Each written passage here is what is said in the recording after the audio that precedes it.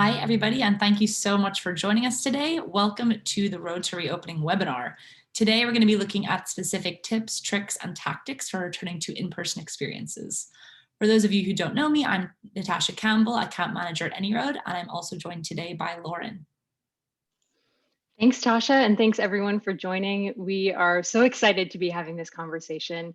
I lead customer success here at AnyRoad, and after more than a year of being closed, we are so excited to be helping all of the brands that we work with on their road to reopening, and hope that you'll also see some inspiration during this conversation on your own road to reopening in-person experiences. Before we dive into the conversation, I did just want to cover some housekeeping items. So we do want this to be as interactive as possible. So please ask any questions that come up, and we will be answering those questions at the end. And if this is your first Zoom meeting, which hopefully most of you are familiar already, you can configure your audio on the bottom left of your screen. You can tweet at us at AnyRoad with the hashtag experiential. And we did want to mention that we are recording today's session, and we'll be sharing the recording and slides after this conversation. Before we dive in, I did want to give a quick disclaimer that, much to my parents' disappointment and probably yours, I am not a doctor or a lawyer. So please do take the advice that we give you here with the assumption that you have consulted with your local experts, local laws and professionals in your area to protect yourselves, staff, and guests from COVID-19. If you are interested in learning more about the medical side of COVID safety, please do join us on the 13th, where we will be hosting Dr. Monica Gandhi, who is a doctor and who can advise you on all of the ins and outs of how to reopen with a medically safe perspective. For those of you who don't know about AnyRoad, I also wanted to give a quick overview about who we are. So AnyRoad is an all-in-one platform for brands who host experiences. These can be online, in-person, or hybrid experiences. So all of the tips and tricks that we cover today will apply to any type of experience. And AnyRoad is here to provide actionable data on what's working and what's not about the experiences that brands offer. So we have worked with some of the leading experiential brands, and of the brands and logos that you see on this page, almost some capacity and are running experiences right now. And because we have that firsthand experience working with these brands, Tasha and I can really share an informed perspective that is both local and global about how brands can reopen successfully. So I will turn that over to Tasha now to get us started. Thanks, Lauren. So with mass vaccination programs and federal relief underway, we're really seeing that consumers are really optimistic about the future. People are getting excited to get back into stores, classrooms, venues, and to start experiencing in person again. So that means that it's time for us to look at reopening.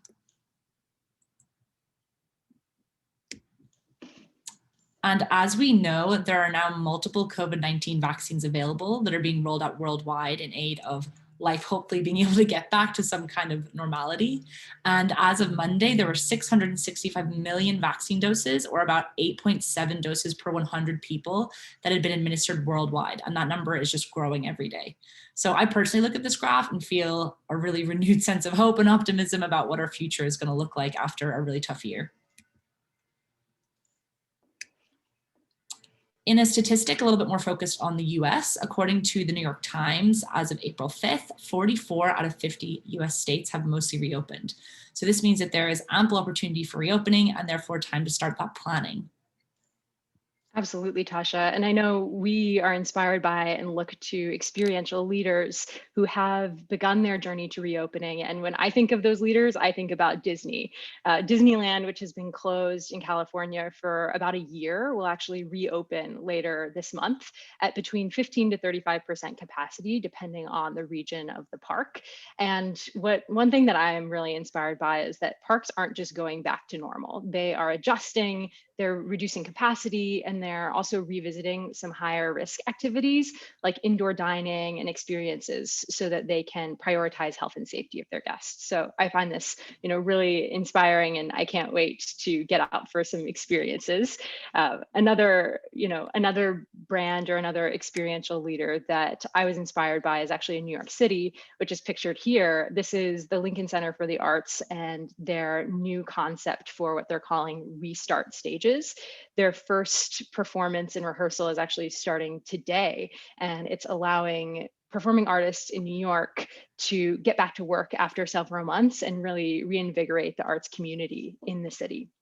So this is, again, a more US specific example, but I think this shows us that coast to coast brands are really thinking about how they can reopen their experiences. Another brand that most people probably on the call are familiar with is Tabasco. And I was personally thrilled to see Tabasco reopen their property last month. They actually started a new innovative drive-through experience on their property on Avery Island in Louisiana. And honestly, they've received fantastic guest feedback so far. So people are really hungry to get back out there and in-person experiences. Definitely. And kind of looking to the other side of the pond, we're also seeing some of the biggest experiences in Europe planning to reopen soon. So an example of this, a personal favorite of mine, is the incredible Montreux Jazz Festival, which is on Lake Geneva. And what they're going to be doing is adapting a new stage that's built into the lake in order to allow for outdoor seating and additional social distancing. So it's really exciting to see this progress being made, not just in the US, but worldwide. Yeah, it's really inspiring. And I think something that is encouraging to me is that while these are large brands and large, very reputable experiences, these trends are not limited to just big experiential players like Disney or Lincoln Center. We also see some smaller brands and even our own partners, which are a combination across the board, looking to reopen and recover from what's been a really tough year. So we're thrilled to share that by the end of Q2, 87% of the brands working with AnyRoad do plan to be reopened in some capacity, and about 98% rather, plan to be reopened by Q3. So this is really a trend that touches everyone, regardless of industry, regardless of geography. So we want to hear. Oh, go ahead, Sorry. Tasha. So what we would love to hear from you guys is where you are on your reopening journey. So please feel free to take some time now to fill in that poll. So are you fully reopened, partially reopened, for example, just doing virtual experiences? Are you planning to open in the next month, in the next 1 to 3 months? Do you have no planned reopening date? We're seeing a mix of answers so far. Wow, it looks like a really even spread between partially reopened with virtual experiences, planning to open in the next 1 to 3 months, and then a few people fully reopened or no planned reopening date. And a small number of you are planning to open in the next month. Great, so we'll share those results just so that folks can see them. But it does look like the leader here is most people are partially reopened, including virtual experiences right now. And about 50% are either fully or partially reopened right now. So this definitely jives with what we're seeing in the industry. Definitely.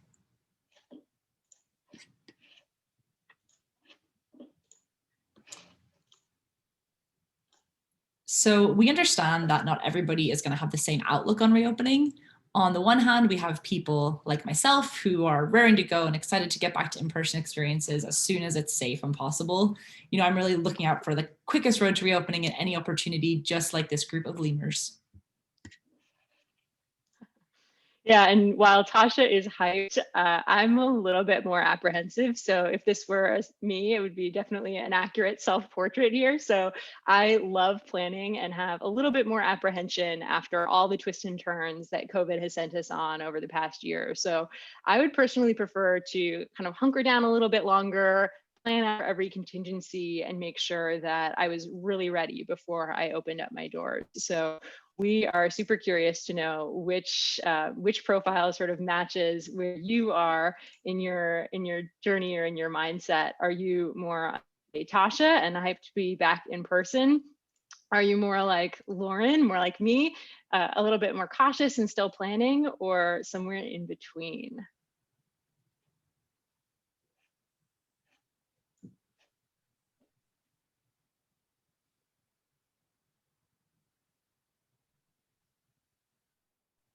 Great. Well, we're seeing we're seeing an even split here. It's almost exactly divided perfectly between the three categories. We'll share the results in a second here. Great. So we'll share these. It looks like we're tied. 36% say they're Tasha, 36% say they're a Lauren, and 28% say they're somewhere in between. So it's a great mix, and I think that everyone, regardless of your mindset or your act, find something to take away from this conversation. So, as you know, I'm a little bit more cautious, but I'm also very full of hope and possibility for the road to reopening, and we are here to guide you. So we've actually designed a framework for all brands on their reopening journey. So we're going to talk you through that today. This 3-step framework, like I said, applies to all brands, regardless where they are in their journey. Some folks may even find inspiration for this if they're already fully reopened. And we're going to talk you through each one of these steps in the framework to make sure that you have the tools to reopen successfully. So the first step is to regroup. The second is to revisit, and the third is to refine. So we're going to cover these 3 key actions to see how they can be applied within brands and organizations of any size or location. So first and most importantly, each brand has got to regroup. There's not going to be one size fits all path to reopening. So it's important to regroup in 4 specific areas. The first of which is reflection. So what were the circumstances of your closure of experiences in 2020? It's critical to reflect on this to reset expectations, messaging, and other items. For example, a brand who laid off all their staff when closing last year will probably have to reflect on the past differently than a brand who kept staff on board or even brought on more people to help with all the new regulations. Definitely. And next, it's important to reset your objectives. So most brands will actually need to reset their KPIs and goals that are going to be different now than they were in 2019 or 2020. So across industries, we're seeing brands move away from more traditional metrics like driving guest volume or super high revenue targets, because they're going to be more restricted for capacity and safety concerns. So for instance, maybe instead of measuring revenue from ticket sales, a CPG brand might now focus on average revenue per booking instead of total overall revenue. And then additionally measuring things like what % of guests they convert to brand champions. You want to make sure that if you are going to have a reduced quantity in number of guests, that they're having a really high quality experience, so that you're not being restricted by any sort of capacity hits that you might have that might knock down your goals. Adapting to business context is the third important topic within regrouping. So think about what matches your business's values and tones. Do you need a lot of cross-functional support, or do you need sign-offs from folks before you relaunch? Important items to remember are making sure that you update any terms and conditions to include any new COVID protocols. And you may also want to consider adding a waiver for all experiences to ensure that guests haven't had symptoms or been exposed to COVID-19 in the 14 days before your experience. Absolutely. And finally, it's important to regroup your resources. So for most brands, this will include taking an inventory of your staff, your physical spaces, on-site health and safety materials, or hand sanitizer even, as well as budgetary concerns. So for instance, you can expand physical spaces if you have that outdoor opportunity. And you may also want to regroup and assess your indoor spaces that may need upgrades for ventilation or just better airflow. Other quick tips for regrouping on your resources may be to add staff to monitor compliance with safety protocols, or having backup staff on hand in case someone tests positive. Assessing if your brand wants to or has resources to perform on-site testing, temperature checks, or other verifications. One just tidbit here is that most brands will probably find this unnecessary to comply with their local laws, but may want to put some resources behind it if they're offering large-scale indoor experiences. You may want some extra staff to monitor social distancing, or some additional resources to sell on site, such as hand sanitizers or branded masks or face shields. And of course, be considerate of your budget and all of these concerns. That's why we're going to regroup before we start to put some of these plans in motion. So now that we've had a chance to look at regrouping, the second part of the three-part framework to reopen is to revisit your experiential marketing. So what worked before may or may not work now. It's important to revisit even the most basic of our experiences to ensure that we're setting and exceeding guest expectations after so many months of being closed.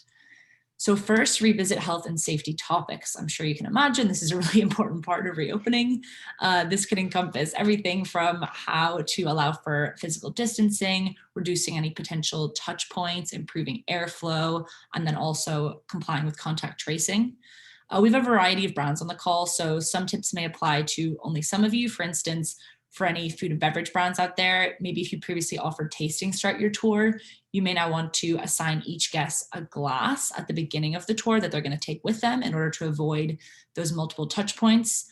You could also potentially incorporate pre-order or kits for them to take home. And then alternatively, for my performing arts and creative listeners, if guests use supplies for a craft or activity, you could consider giving them individualized kits or maybe even having them bring their own supplies. You may even have guests who wear gloves throughout their experience to further reduce the risk. We would also recommend adding time between experiences for enhanced cleaning and airflow. So where you may have had 5 minutes before experiences, you may now require 15. And then most importantly, we've seen brands move to 100% pre-registration required and able to enable contact tracing. And this is a feature that is currently possible for those of you who are working with AnyRoad. Yeah, I know there's a lot to cover in the health and safety bucket. Just a brief reminder before we go forward, we are also going to have a comprehensive checklist of everything we talked about today in our resource center and our help center. So you can pop in there and get a full list if you aren't taking notes right now. And then the second topic about revisiting in this framework is around the experiential content and logistics. And we want brands to think really big here that this could mean radical changes. So a few tips and things that we have seen brands deploy very successfully is to actually begin either offering virtual experiences or private group experiences, even if previously all of their experiences were public. So this gives you a lot more breadth for guests depending on their safety tolerance, or maybe folks who just don't feel comfortable yet can still participate even through a virtual or hybrid experience. We also want brands to update interactive or potentially high risk parts of their experience. I know we have some folks on the call who have previously run tours or activities through a production facility. And so we want them to think creatively about maybe instead of walking guests through a production facility, offering this portion of the experience through a virtual tour instead. So we can get really creative with some options here. And third, the physical space and flow of the experience need to be revised. So where you may have had 12 guests in a space before, you might now need to reduce this down to only 6. It's important to ensure that there is one designated entry point and one exit point for all guests. And then as an operations person, I personally hate long lines. So in order to prevent this, what we would recommend is reducing any on-site tasks for guests. So for example, as we mentioned before, consider requiring pre-registration online. Allow guests to reschedule themselves online, which is a feature that AnyRoad offers. Check in guests using QR codes when they arrive. Potentially look at staggering start times and requiring a waiver and contact tracing information when somebody actually registers versus when they arrive on site. All of these are going to help to reduce those lines when people arrive. Absolutely. And it's not just for operators folks like us who hate lines, it's also a potential safety precaution that you can take, just reducing crowding, so it can be practical as well as just heightening your guest experience. Definitely. Finally, we want to talk about messaging. So revisiting messaging is the final piece of the revisit phase of our framework. And this is where we've seen the biggest opportunity for either success or missteps. And really this comes back to communication and setting guest expectations. So revisit every opportunity that you have to communicate with guests. This could be increasing on-site signage, to updating pre or post experience emails and reminders, to updating your website, social channels, or FAQs. Just think about all the touch points that you have with guests and how you can clarify your messaging. So for instance, a brand that we were working with was getting some complaints from returning guests this year, saying that this year's tour was so different than 2019, and even though it still had the same name and they were expecting the same thing. So we recommended that renaming their experiences so that guests would know that this wasn't just a simple carbon copy of what they were doing in 2019, and that they should expect some changes and some differences in the format. And this actually completely eliminated all of the preconceptions that guests were having, and really reduced the negative feedback. So I would also recommend to just be prepared for a spike in outreach to your service staff or to your phone lines.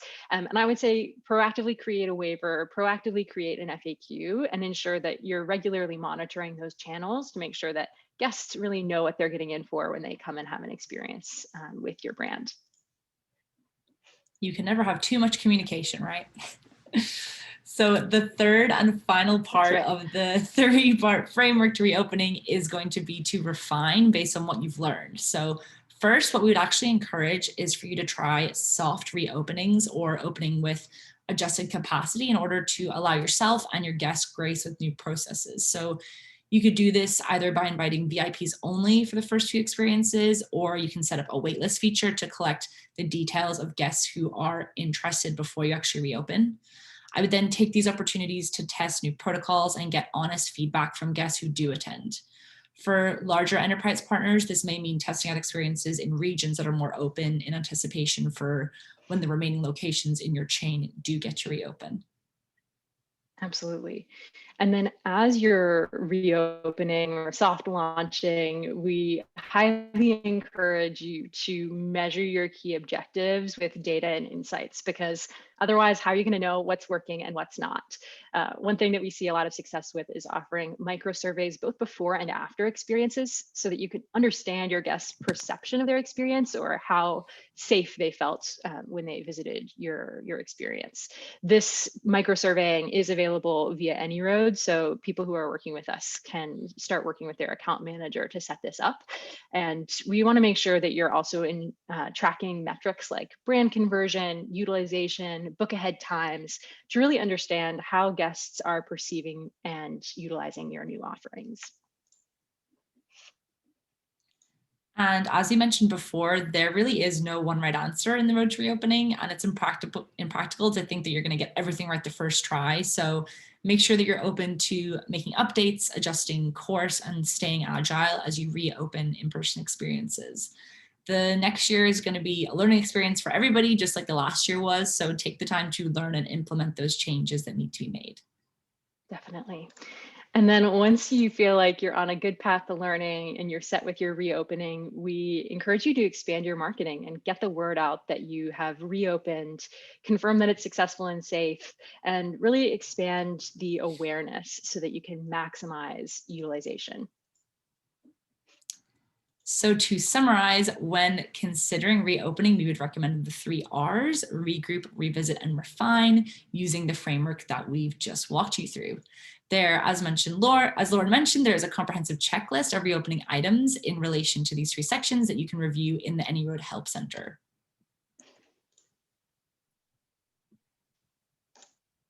So in order to help simplify and outline some effective reopening plans for different industries, company sizes, and locations, we've created some reopening personas. These are actually inspired by true stories of partners that AnyRoad are working with. And while we don't want to name our partners, we do want you to know that these are examples of what some real life customers have been working on over the past few months with us, and we wanted to share their stories and their knowledge. So here you can see our 2 leaders on the road to reopening. The first is Olivia, who is an operations lead at a small CPG company. Her main challenge with reopening is going to be to reopen in less than 30 days. On the other hand, we have Ray, who is a marketing director at an enterprise retail company. Ray's main challenge is going to be to reopen at a national scale. So let's dive a little bit deeper into each of their reopening plans. Thanks, Tasha. Yeah, I want to introduce Olivia, who is our operations persona. Some of you may recognize some of the same challenges that you're facing in Olivia's story. So Olivia is kind of responsible for all things experiential, and her CEO gathered all the department leads together and said, hey, we need to reopen in 30 days. So now Olivia has to make it happen. This is quite a challenge because she did close her experiences in March of 2020. She furloughed her staff, unfortunately, and while she has a very nimble brand and team who can do a lot of things quickly, she also has a tight budget. And she has this additional challenge where all of her tours and experiences were running through their production facility. So she's going to have to get creative if she wants to reopen and keep their production facility safe and COVID compliant. So Olivia starts her road to reopening by regrouping. She first makes sure that she is aligned with her leadership and with her team about why they run experiences in the first place and why they're looking to reopen. So once Olivia has distilled this down, she finds that their main goal is to create brand fans and connection through their experiences. So she's going to reset her goals from focusing on bringing in a high volume of visitors to creating those connections and measuring that through brand conversion. And while she doesn't have a lot of resources, she doesn't need as many as she thought because she can use 1 or 2 staff members that she pulls from other teams and functions within the company to run smaller experiences at a reduced capacity. And she'll just simply need to do some refresher training right now to be ready for reopening in a few weeks. After she's regrouped, she's going to move to the revisit phase and start by re-examining and revisiting her content. So she is going to start offering an exclusive virtual pre-tour. This will take the place of the on-site portion of the tour that formerly went through their production facility. So once a guest registers for their main experience, she'll send them a link for an exclusive virtual pre-tour, so they won't be missing out on that production facility element when they do come on site. She's going to revisit her space and sort of repurpose some of her indoor-outdoor spaces to keep those spaces as COVID compliant and socially distanced as possible. She's also revisiting her pricing. So while she's going to reduce the price of her public tour, she's also going to add some premium VIP experiences that she can price at a premium as well. So she is going to roughly break even though she's reducing the price of her public tour because she's offering this more premium private experience in addition. And finally, she's going to revisit her messaging and work with her marketing, website, and guest communications teams to make sure that they're all sending a consistent message about the reopening plan and path forward. She's got a few more days before the 30-day deadline, so she is finally going to wrap up some revisiting with a soft launch. This is a great way to show her other leaders, CEO, team members that she's made a lot of progress on their reopening, and then take their feedback into consideration. So making some tweaks and adjustments based on the feedback that they provide during the soft launch. And finally, Olivia thought she was at the finish line. She thought that reopening was the goal, and it certainly was, and she accomplished it. But we encourage you to take this one step further and continuously refine based on what you're seeing on KPI performance, guest feedback, and then finally doing some more marketing as you refine your messaging. So that was a little bit of Olivia's journey, and Tasha will take you through a bit of a different example.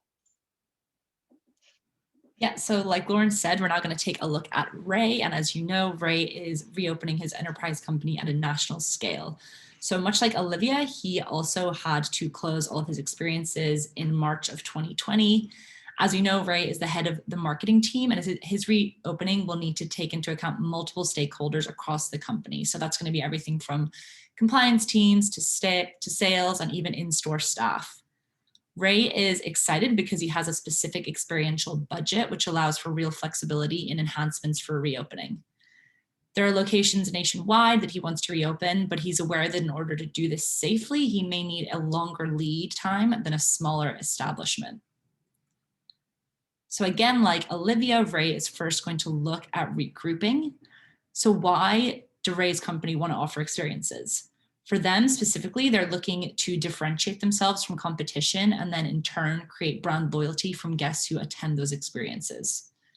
His newly formed goal for reopening is to achieve a 95% or above COVID safety score. So that's actually going to be calculated based on a unique set of checkout questions that he's going to work with AnyRoad to implement for all of his guests.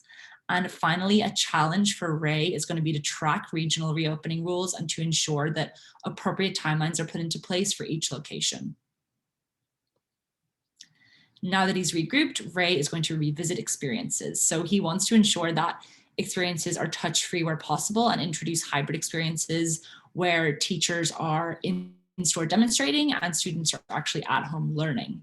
So in terms of setup, Ray is considering asking students to BYOS, bring your own supplies, or his company are potentially going to look at selling personalized kits where possible in order to reduce any cross-contamination and touch points.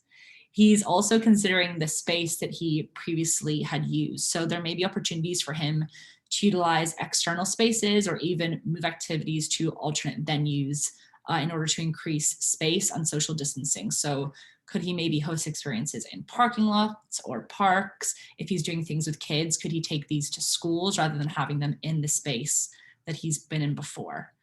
And finally, he's ensuring that messaging is localized by region to ensure that guests are clear on reopening in their specific area.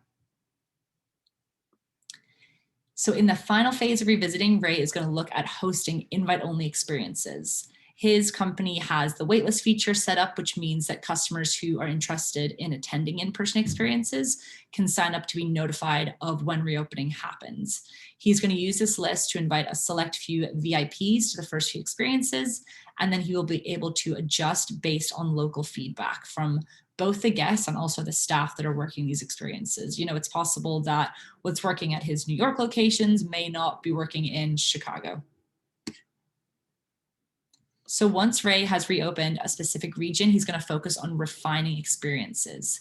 He's going to be looking at KPIs and guest feedback, the same as smaller companies like Olivias. Specific KPIs may be different though, as he's considering things such as the health score as a main KPI.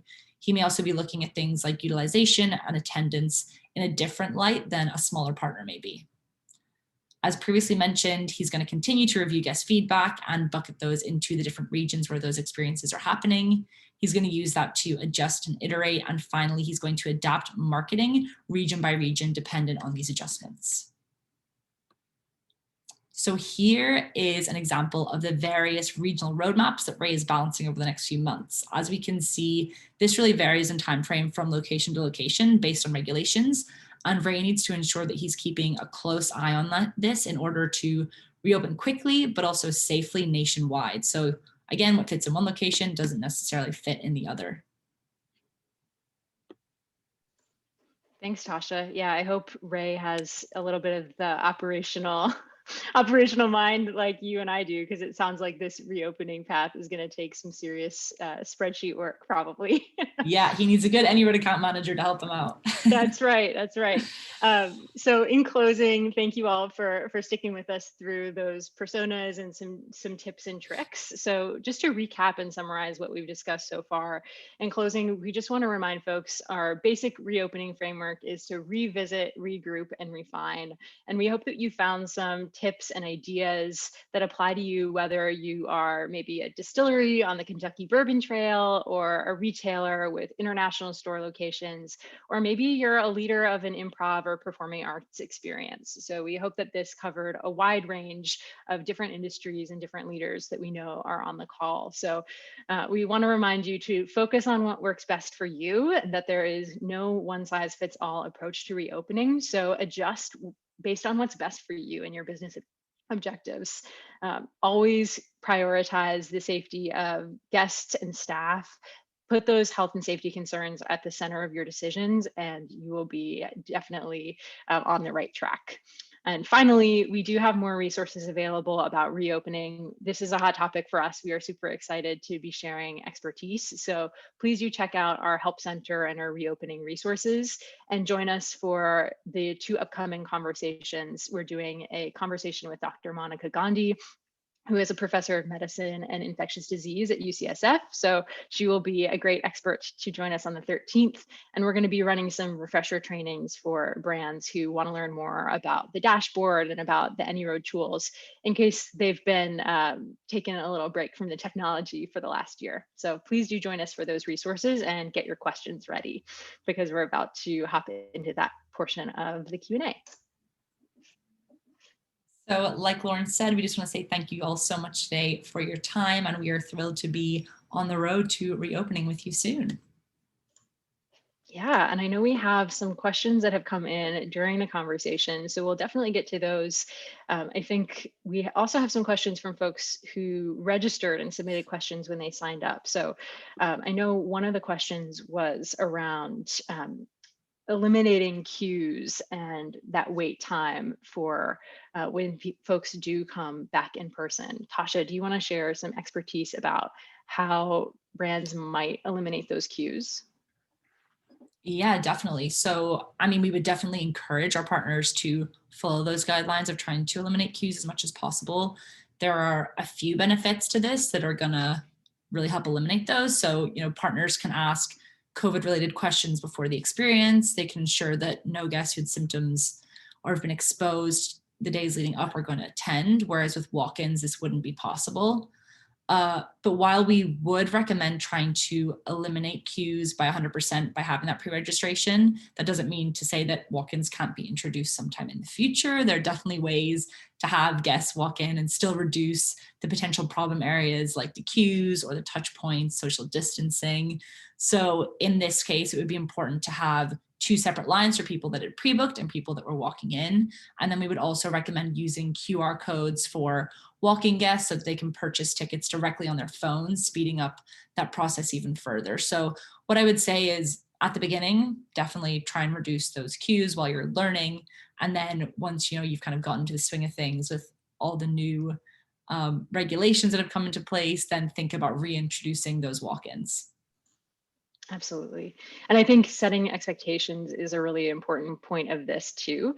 I know a lot of brands in the past have only accepted walk-ins, and changing some of that guest behavior will just mean over communicating, hey, now that we're reopening, we are requesting that you pre-register before you come on site. So I think there is a little bit of a learning curve that brands are going to have to navigate with their guests, but I do think it's possible to reduce those queues by encouraging more people to pre-register.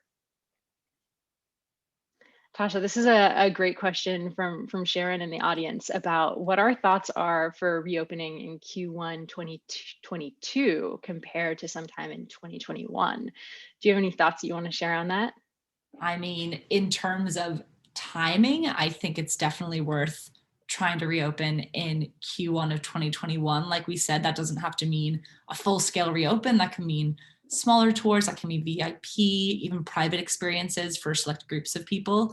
I think it's probably going to look a lot different in Q1 of 2021 versus 2022. Hopefully, this time next year, a lot more people are going to be vaccinated. We won't have to necessarily take into consideration the same regulations around mask wearing or social distancing or touch points. But I think that, it's been a year since we've all been at in-person experiences and people are really eager to get back in. So if you have the opportunity to offer that now and do it safely, I think why wait? What do you think, Lauren? Yeah, I think that there's a lot of momentum right now for reopening. And like Tasha said earlier in the presentation, she wants to get out there. She wants to do Exactly. in-person activities. And I think there is going to be this experiential renaissance of brands coming back, people wanting to, go hang out with their friends again, see their family members, travel. And so I think that there is some momentum that brands can capitalize on in a very safe and COVID conscious way. And that's something that, you have to figure out what works best for your own brand. But I know, Tasha and I were discussing that Outside Lands sold out almost instantly. And this is a very famous concert in San Francisco. And we've just never seen that sort of interest in previous years. So we know that there is that hunger and that drive from guests to get back into experiences. And we believe that, right now is a great time to start to, tap into that renewed interest. Definitely. And like we said, you want to have that kind of relearning period as well. So, if you're looking to wait for another year to reopen, that means a lot of other brands and partners are going to have had the opportunity to already have that kind of relearning phase. So I think you're kind of better to hop in and start that sooner rather than later. Mm-hmm. Yeah, we have a question here, which I think is really interesting. We touched a little bit on budgetary resources. And so this audience member is asking, what budget line items, either new or existing, have been most significantly impacted for experiences during reopening? I have some thoughts on this, but Tasha, do you have any that come to mind for you? Yeah, I mean, for me personally, with partners I've been working with, two things spring to mind. The first is actually staff. So a lot of partners that I work with have had to let people go, but now that they're reopening, with these new regulations that they're going to have to put into place, they're going to need a lot more staff. Like we mentioned, people that are going to be, monitoring social distancing, mask wearing, making sure that the lines are orderly. So I think staff has been one area where those budget line items have been reviewed, and another is in terms of supplies. So making sure there's masks, there's sanitizer, there's hand sanitizer, all those kind of things available on site when guests arrive. What are your thoughts around that, Lauren? Yeah, I know one that comes to mind for me is probably more dependent on the brand who's offering the experiences, but I know that top of mind has been physical space. And whether that's upgrading the physical space or revisiting even things that you might not think of, like your bathroom facilities, those kinds of upgrades or ventilation upgrades or building an outdoor space, like we saw the diagram at the beginning of the Lincoln Center, building that sort of outdoor stage, that's a completely new budget line item that previously probably wasn't even a consideration. And so I think that there's a lot more just physical space considerations. I know another one, it's more company dependent, but how much do you want to invest in pre-experience testing or any sort of on-site health and safety measures that you're taking? A lot of brands have found that in order to comply with their local laws, they don't have to do as much of that, but that can be a new budget consideration that previously people didn't think of. With virtual experiences, those can be run on a very different budget depending on what your brand's goals are. I know some brands have been able to stand up very cost efficient virtual experiences with very minimal equipment and overhead, whereas other brands, really invest a lot of budget into finding an agency, doing high production value. And so virtual experiences can be very budget friendly, or they can be a significant investment. It all depends on the brand, but that's another sort of new thing that a lot of brands are still sort of figuring out how that fits into their budget. Definitely. And Lauren, I see a question here that I think would be a great one for you, which is what recommendations do you have for performing arts groups who are returning to in-person events? Yeah, that's an interesting question and very close to home. I actually have a background in performing arts, so this one it's my people.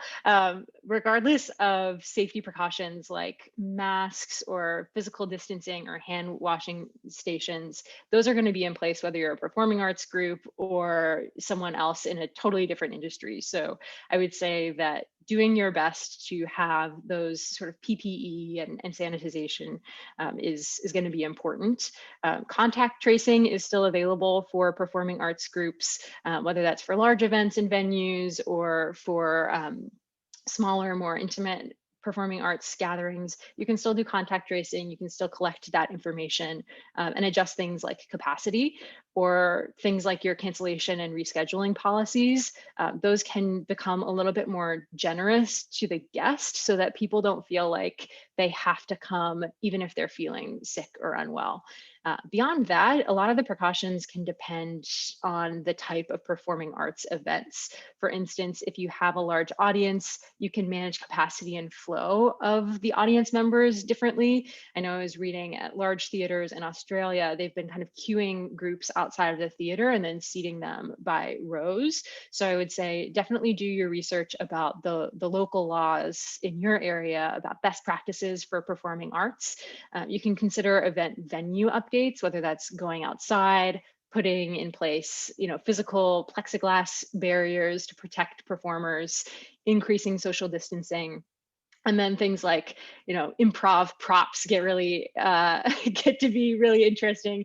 Obviously, don't be sharing props, be sanitizing things, have people, kind of carry their own props, and of course, consult with local experts. We recently just had the San Francisco Performing Arts Guidelines come out here, and they had some really interesting, very detailed recommendations if you're working with performing artists with wind instruments. So you can get a lot of great guidance based on the type of performing arts experiences that you're running and your local guidelines, just depending on where you are in the country and in the world.